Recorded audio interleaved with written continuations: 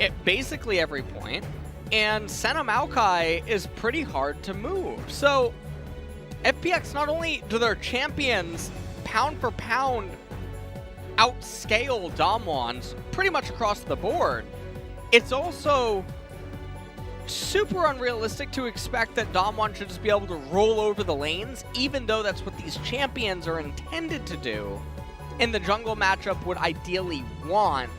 We could see a pretty identical mirror to some of the games that we've seen here earlier on tonight, in that bot in mid lane tries to get reliable priority, converts it into 1 or 2 Dragon Souls, and then there starts to be resistance around the third, and then things fall apart. I mean, you leave him alone. You're very loud, Olaf. Showmaker didn't skill a point yet, as Khan is going to be on the Camille. So mostly what we're paying attention to here is, can Showmaker get something meaningful here against DWG in mid in the first 10 minutes or so. Now Showmaker's also taking cleanse, which is really unfortunate. Means that he's going to be much more strapped inside of the lane, and DWG is even more free to play a War of Attrition in an econ game against Showmaker's mana pool. And, alright, he's going to start the lane off just shoving right away. And blow for blow. Doesn't that skin looks like Deoxys, right? You don't even just... What? Just don't even think anymore. Just don't even... Who's that? Is that a superhero? No one likes you. No one likes you. My PayPal statement didn't come in yet from you. I'm not your friend. Sorry, Ellis. Alright, well. Tien is going to be solo starting on the blue side, clearing out his entire jungle. You can see the ping is going down by DAMWON, notifying the teammates where the graves could be at. It looks like Showmaker, did he push a little bit too fast? You think he's going for the cheater? No. He pushed too quickly to actually go for a cheater recall. And also, if he would be going for a cheater, he probably already would have popped the second corrupting pot. Now, he can still cheater on 4. So if we identify this wave as wave 3, or wave C, then you pop both your corrupting potions and you blow your entire load on the wave 4. You spend all of your mana, everything, on just shoving it as rapidly as possible and then recalling. And if you do that well, you can actually get boots plus Darkseal, which is really nice. Whereas if you cheater on wave 3, generally you get Darkseal plus Control Ward. So there's some difference. It mostly just depends like what you want.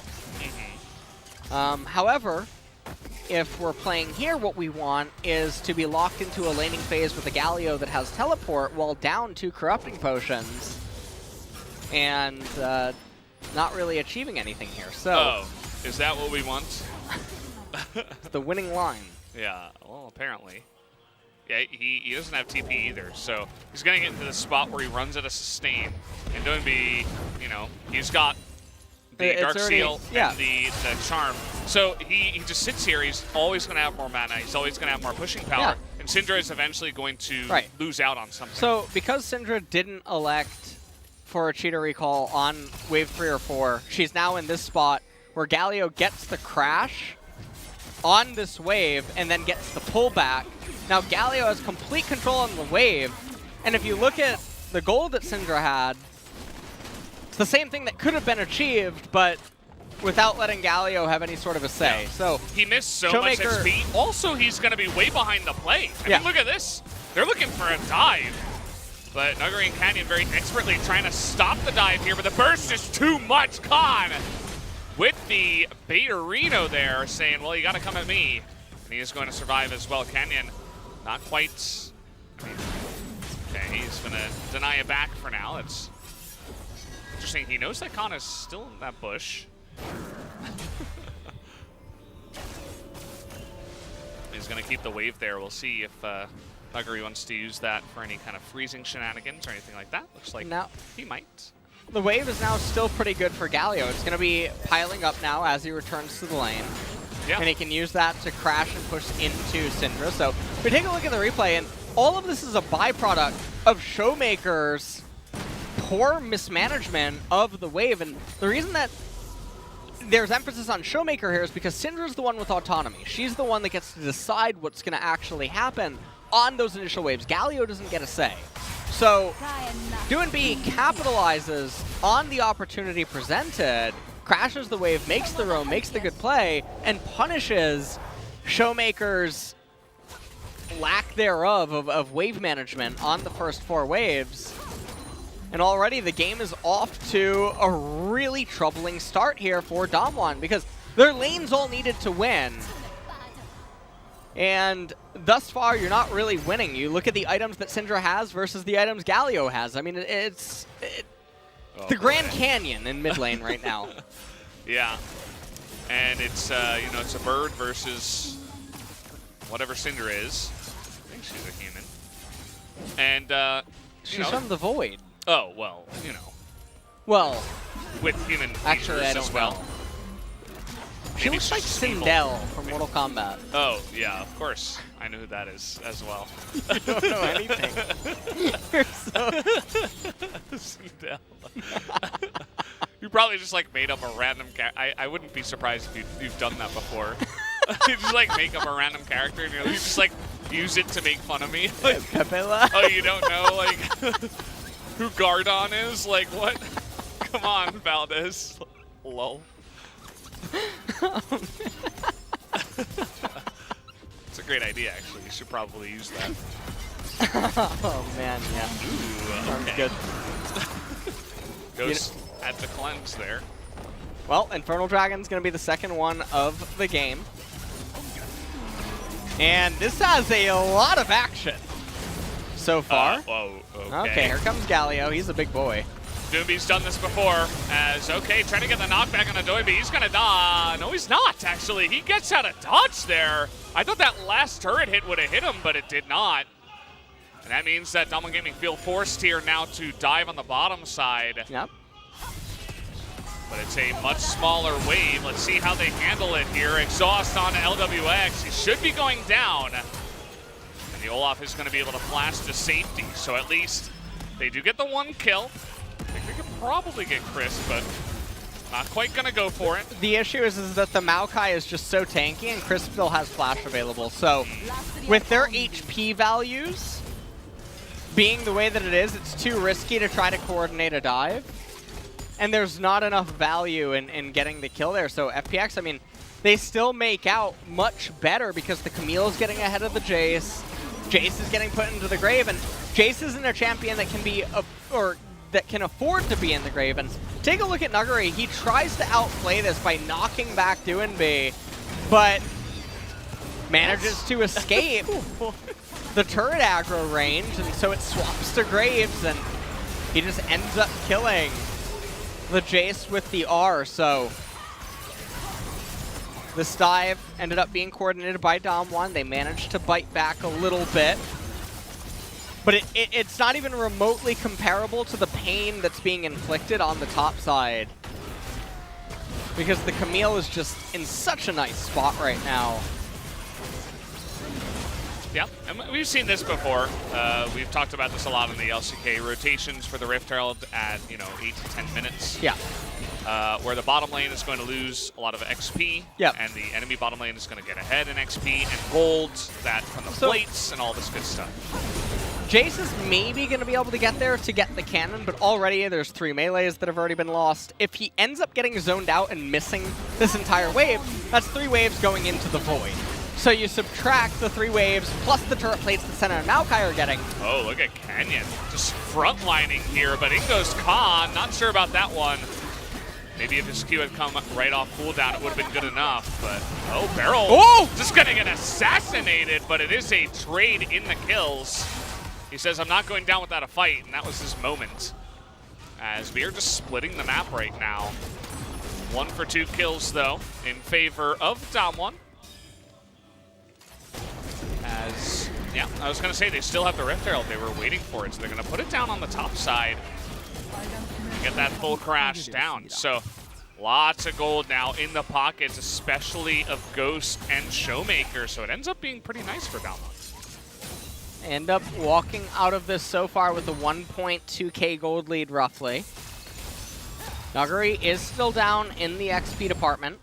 Still level 7. Khan has been in level 8 for a little while now. The bottom tier 1 turret is still alive. Khan goes in onto Beryl, who has bone plating. And so doesn't take as much damage. Khan tries to cancel with Hextech Ultimatum onto Canyon. Not quite able to find a kill. Tien goes in, trades onto the Karma, knowing that he was dead anyway. Yeah. And now coming back into live, FPX, I mean, they're down 1,000 gold, but it's not the end of the world. Graves has all of the kills. The Galio is sitting very comfortable. 1 minute until Infernal Drake. Yeah, the Drakes are going to be important. It's either going to be Cloud or Mountain Soul that do end up coming out here on this Rift. Got a pretty tanky lineup on the side of FPX, actually. The Maokai, the Galio, of course, could build some tanky items. And even the Graves with his Ninja Tabby. But we'll have to see which one does end up coming out here, as DWG Gaming just going to group up in the mid lane. And it doesn't look like they're going to get that plate at the end of the day. Just posturing here for the Infernal Drake that's about to spawn. Still 2 minutes until turret plates do end up disappearing. Infernal's up, but Graves is on the opposite side of the map, so FPX actually just giving this up for free, and this is a very big turnaround of events, which is very beneficial for DAMWON. They want to really roll Mountain here, and they did. So things are starting to brighten up if you are a DAMWON fan. Khan, though, is the ticking time bomb on the side of FPX. He's been sitting on the Sheen for so long. He must have such a big recall in his pocket. And so we'll see what he ends up managing to buy once he touches down on Fountain. Ghost trying to get another turret plate. There we go. Okay. It's Tabby, Phage, and that's about it for now. You probably shouldn't wait in lane until you can full buy outside of a Sheen, a Trinity Force. But yeah, you can see FPX's plan with the Galio. It's like, always threaten top lane, make this Jace into nothing. Yep. And they have done a good job of that. They are getting Khan a good amount of farm, a lot of plates up there already, 3 given over to him. And Galio hasn't missed too much at the end of it. You can see the immediate pings that do come in when the Galio does go missing. And now you can see Canyon is coming in here to just try to hard push the lane and force DWG to stay here. Well, 3.5 minutes until Mountain is going to end up coming up. Graves trying to make his way to the Black Cleaver as his next item. Senna is continuing on with the Frozen Mallet first item. Showmaker gets the blue buff. Still on the Lost Chapter. And the gold score is very close. It's 500. Yeah, it's a pretty close game at this point in time. I feel like, you know, there's some nice advantages to DWG. Obviously, Khan is pretty fed on the side of FPX as that kind of split pushing carry, and you can see a late game where the Jace isn't really going to be able to stand up to her. But this mid game is really going to decide, you know, who's going to get the big advantage coming into this one. If DWG pick up a Mountain Drake and a couple kills, how much is Khan really going to be able to do? But if FPX start coming back, they get some, you know, nice ganks down with the Galio, then, you know, they can start to get their own Mountain Drakes. They can start to control the map, look for picks. with, I mean, you've got Maokai Galio alone, not to mention the Camille, the Senna's even decent at it. I feel like a lot of this game is going to be decided within the next 5 to 10 minutes. Yeah, absolutely. I mean, if DAMWON can end up actually getting that mountain and then forcing such an early soul, things get really scary. Everything just spirals out of control from that point. And this would be the second time today that they're actually bailed out by a mountain soul. Nice flash here. The Senna is going to help out under the turret, and the Galio's there as well.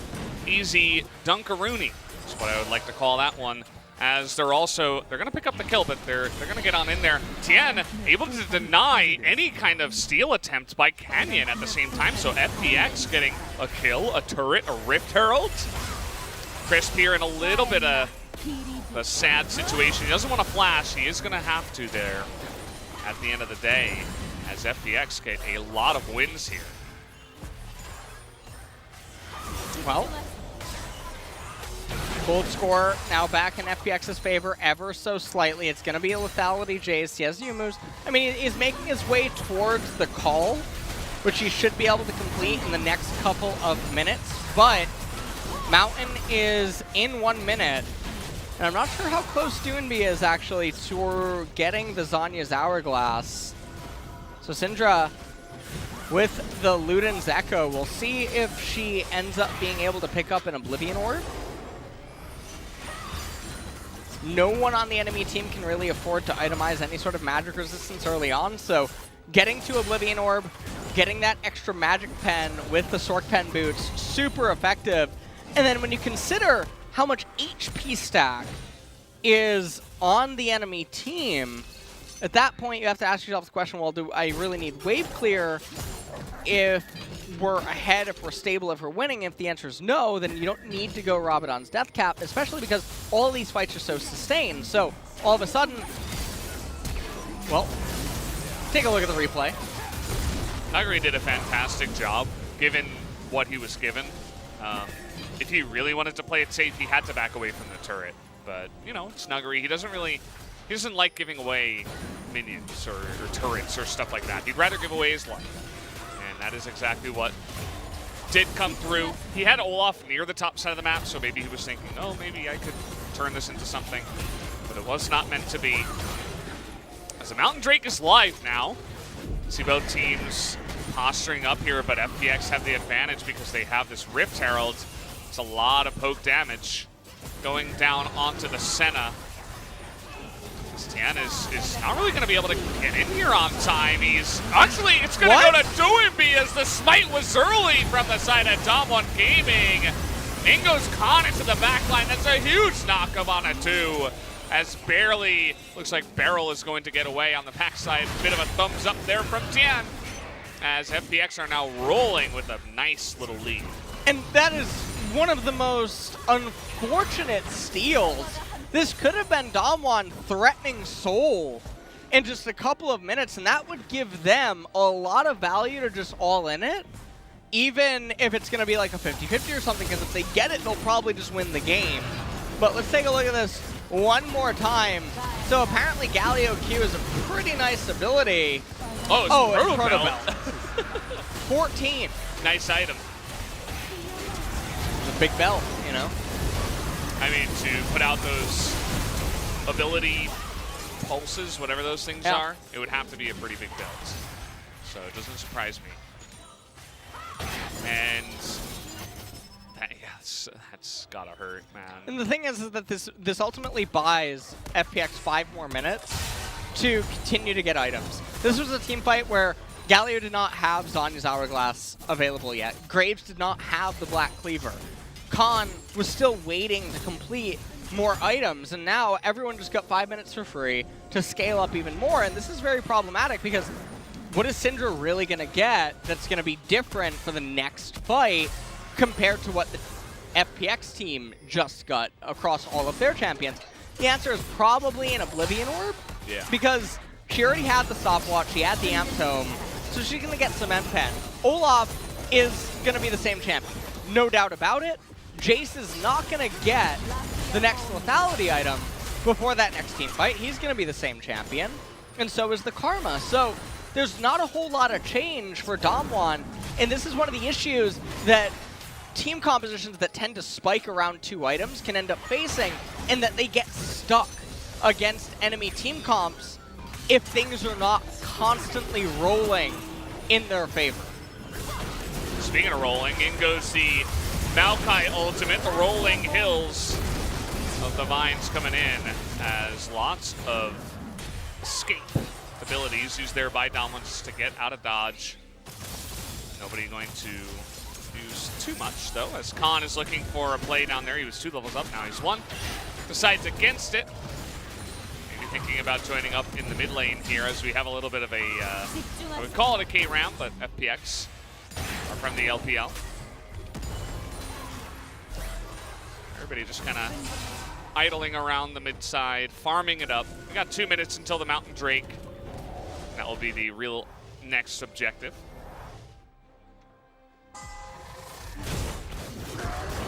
Well, everyone just continuing to farm. Runan's Hurricane now completed on Ghost on this Aphelios. For the time being, the Infernal Dragon on DAMWON is helping a little bit to mitigate the gold advantage that FPX has, but don't forget that they have a Mountain Drake under their belt. And Graves, I mean, he gets so much armor with his grid, as well as having the Ninja Tab eyes. Galio is no stranger to getting a lot of resistances, and Maokai as well. So these dragons are really perfect for FPX because it poses a really big problem. The other thing about that one Mountain Drake is that the minuscule amount of magic resistance on the FPX, just getting slight amplification, makes it that much harder for Syndra.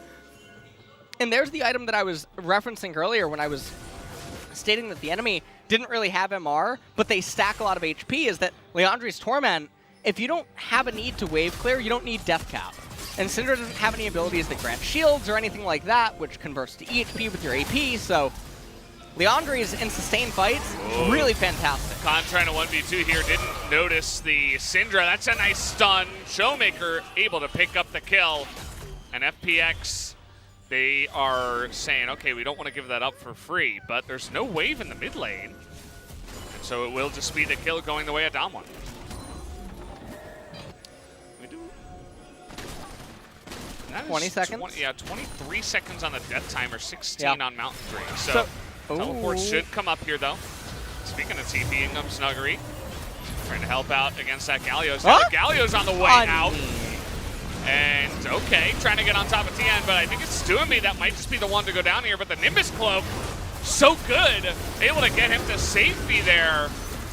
As in come the rolling Maokai Hills to try to push them away. And now it's time for Khan to TP. Oh, man. Oh, he's going to go for the flank. He says he has enough time. Stun comes down, though. That's another TP coming in here. This time it's Stuami. Looking for Barrel on the rest of the team. He's going to find 2. That's a nice amount of Galio burst damage. In goes Khan as well. And Aphelios do it, though, from behind. They have a good amount of poke and fight back, but it's just not enough. Up against 2 Mountain Drakes now. FPX is going to take the kill, the Dragon, and move up to the mid lane. The issue with this is 2 Mountain Dragons. I mean, this is 12% amp to armor and magic resistance. So at this point, I mean, the lethality on Jace is just getting hit so hard in terms of the stats. Aphelios, he's not getting any sort of armor pen from the items that he's going to be getting. So this is hurting DAMWON so much. Syndra is going to start tickling FPX in a bit here. So more and more pressure just getting added. Snuggery whiffing on the cancel of Galio's ultimate. And then right here, I would have assumed that they would just guarantee the kill onto Duinby and then immediately get the Mountain Dragon. I mean, they just have to get it right here. They can't afford to back off. I have no idea what they were thinking. And they just concede it, but then they stick around to team fight, and it's like, well, do one or the other. As doesn't want to go, ended up having the fight brought to them by FPX. And honestly, I think that this is probably the game-deciding moment, because it's not just that they lose the Mountain Drake. It's that they lose the control over everything, and the resistances stifle them that much more.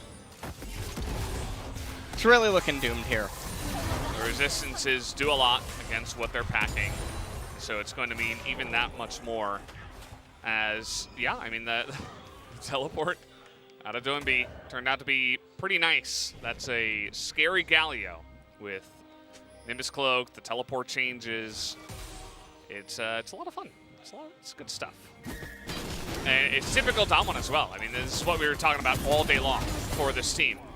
It's they just can't seem to make a decision, and when they do, it just seems to be like either they go too far in or they get clawed out or something like this. They're a great team, but this kind of play style, if you can call it that, has plagued them for quite a while. As now Khan with the Galio here trying to get that damage down. Nuguri is just going to get proto-belted to death on the backside of that as long. Okay, we're all just dying here.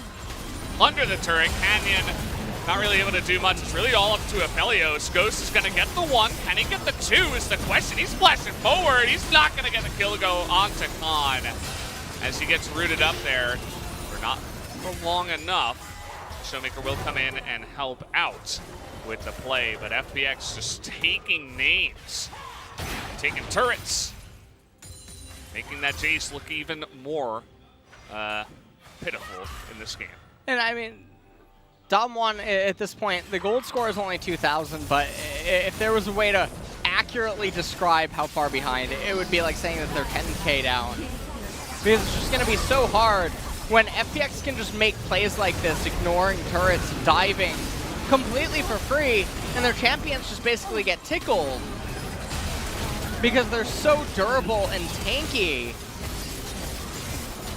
Things are just really not looking good. I mean, you have an Olaf too, so DAMWON's basically playing 4 versus 5 yeah.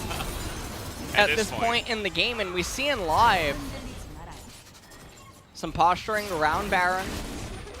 2,500 gold lead for FPX, another Mountain Dragon coming up in a minute, and they're definitely going to be the decisive victor at that fight as well, and that's 18% amplification to armor and MR. So Olaf is doing nothing with his damage outside of when he lands his true damage. Jace is having his items invalidated. Syndra has no pen right now outside of her Sork pen boots, and then Aphelios is struggling, Karma's tickling them. Everything is just looking really doomed. It's rough, and it's not like it's a team composition that struggles to engage or something like that. Speaking of which, well, that's that's kind of the story of Olaf and Jace up against Camille. I mean, if FPX want to engage, they can flash Maokai, they can, you know, the easiest one, send in a Camille with a Galio right behind her. And she's got her stopwatch. I mean, Khan is ready to go anytime, and it seems like that time to go is going to be now on the Mountain Drake for him. This Canyon, he's like trying to somewhat threaten Baron, but FPX knows that's never going to happen. I really hope that we get a pan to one of the FPX members as this dragon is taken. Okay, 125 armor and 55 magic resist. Oh, okay, yeah, just pan away. Not a big deal. Okay. Really? Just remember that, okay? 125 and 55. Okay. Next time it goes to Camille. What were the numbers? Okay, you know what? You're getting real wise here. Yeah, well, there's, you know, not much else to do in this one. And, yeah, I mean, Khan, he had a fun early game. He had a fun mid game. He's got a couple items. See, they're sending 2 people bot, but I mean, it's going to be rough. Even FPX could control around the Baron. They have total control of the map and the game right now. Even though you do look on the left side and you're like, oh, 2-0-2, 2-1-2, maybe, but unless we get a true, 200 years moments, like one of these where he just groups all 5 up and just AoE one-shots everybody, unless that happens, which, doesn't really happen too much anymore. It's looking pretty grim for DWG Gaming. And, well, just having some ping pong happen pretty much across the board right now, as FPX seem to be really just reserved and cautious with their play right now, knowing that, okay, so she got 12 armor and 4 MR off the last Drake. Yeah. That's insane. Almost got a cloth armor. Yeah. for free. That seems fair and balanced. And then with each level up, obviously, it'll get a little bit bigger, but I mean, there's another Mountain Drake coming up in 3 minutes, so quite nice there. Void Staff picked up by Syndra. Absolutely So necessary. really good itemization, at least, out of Showmaker. He heard you talking about him in the early game, and he's Yeah. like, well, I gotta show LS what's That up. was it, yeah. And not totally sure what DAMWON can really do to come back in this game outside of some miracle Syndra multi-man E-stun. I think it has to come down to the Aphelios, right? Here comes Galio, by the way. He's a little bit scary, but they spot it early, so the engage will not work. I'm sure Barrel's just watching the flanks, looking in the fog of war, seeing if there's any teleport set coming down, and keeping track of the timers and all that good stuff. Makes it a little bit easier. Well, the only thing I think that can bail DAMWON out of this game would probably be 200 years. Valdez, that is the only thing I can... Given that amount of time, right? That's a lot of time. A lot of stuff can happen. I do believe that that would be probably in their best interest in trying to allow that to happen. But FPX, just like in the previous game, seem very content on just letting the game continue to coast, where it's the inevitable end that is the Mountain Soul. Okay. You just died, buddy. That's actually really awkward. Camille, as I mentioned before, she's one of these champions that opens up fights for FPX. Now that's gone. Just out of seemingly nowhere. The Syndra, yes, she has good itemization, the ability to do that. Let's see what Tan can do. He's up 3 levels. Barrel here, trying his best to get a fight going, but he's a Karma. He forgot he's not Alistair. Okay, trying to tip away at this. They have the vision, but Doimbi with the stopwatch, they stopped all damage on the Baron. Showmaker gonna pick up that kill, and that means that FPX will have to back away. And will their passivity come back to bite them as DWG come in and say, no, we're gonna be proactive. We're gonna look for picks. They get one. Seemingly against the grain of this entire game, and it's huge. A look at this. Wow, I think that's max range by Showmaker, and then Leandri tick. Getting a lot of value there. 3,100 gold in the shop as FPX felt a little bit desperate to try to contest this Baron, but not able to do anything. And now DAMWON, just like in the T1 series, getting a bit of a Hail Mary here to keep things afloat. And that feels like right down DAMWON's alley. Just going in for it. You know, who knows what happens. Maybe we'll get the mechanical outplay. That's why their 2 solo laners are often mentioned on, you know, top 5, top 10 lists. Showmaker able to pull it off for his team. And you could tell that Khan did not expect it. I mean, he still got flash. There's just nothing he could do in that situation once he get hit by the stun. Now the push is coming in with the Baron. That's definitely going to be at least one inhibitor as they pick up a Mountain Drake of their own. They are going to back away with this one. We still got a minute and a half on the Baron, but it's a huge gold swing. You can see DWG ahead, 3,000 gold now. And the game, all of a sudden, is no longer seemingly decided as FPX struggled to finish their games. Well, 4 minutes until the next mountain will end up spawning. And the game is probably going to end up coming down to that. I mean, obviously, in the event of a normal team fight taking place, FPX should still be favored. Baron gonna dissipate in about 45 seconds, so it looks like DAMWON want to go for one more push, try to get a couple more turrets, as Khan is split pushing up in top lane. Yeah, there is a ward behind them. I don't know if FPX feel confident to take a fight right now. They're just gonna let the Baron push happen. Huh? And they're going for it. They're going for the Nexus right now. Khan is going to TP, but there is a big engage by DWG. A lot of AoE damage coming in. The blast by Chris to try to get into that back line, as DWG is barely going to survive against the Jays. And they get a couple here as DWG Gaming, FPX, they call their bluff immediately, saying, oh, you want to go for our Nexus? Really? And I think Showmaker is in a lot of trouble here. DWG able to teleport up to the top side, so they're getting so many objectives while this is going on. They dodge the unlimited power, and in we go. The inhibitors are going down. If they can deny the backs, I think DWG can end the game by himself. Oh, well, Crisp is just going to stop the back of Ghost. That's how scary many years? To carry.